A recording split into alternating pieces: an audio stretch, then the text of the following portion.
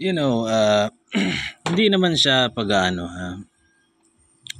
Opinion ko lang naman to. This is an opinion. Tanga na lang talaga yung maniniwala dyan sa taong yan.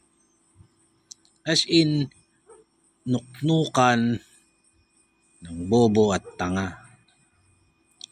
Let's say for example, ako ay galit kay Pangulong Duterte.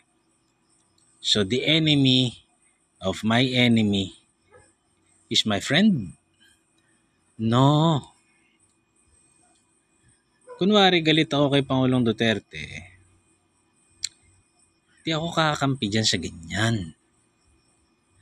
Kasi nga, mabalik ako, bobo na lang, as in retarded or plain evil yung maniniwala sa taong yan. Tama yung sinasabi ng kandidatong mayor ng Caloocan, yung kalaban nito ni Trillanes. Hindi ko kinakampihan yun. Hindi naman ako bahagi ng partisan politics. I just happen to support the Philippines and particularly Pangulong Duterte. So siguro, partisan na rin ako sa aking personal na kapasidad. Ako ay ganun. Pero tama yung sinabi niya sa speech niya na hindi pwedeng laway-laway lang yung puhunan mo.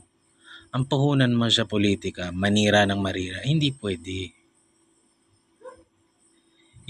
Stupido na lang yung boboto ron sa ganong klaseng tao. Can you imagine? Sumikat ka sa pagsawsaw. Wala ka namang alam.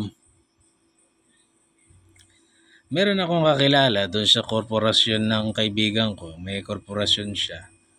Meron tao ron nakisawsaw at nanira lang, tapos pinabango niya yung sarili niya, tapos nagiiyak lang na akala mo mabait siya. Pagkatanga-tanga naman, gusto niyang i-bypass yung ibang mga may-ari. Siya naman yung naglaglag ng hayop siya.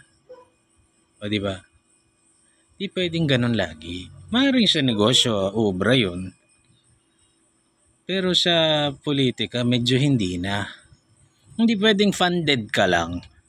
Bayad ka lang para gumawa ng mga katarantaduhan. Magpopropaganda ka lang forever. Putang ina, ni isang platapormang matino, ala ka.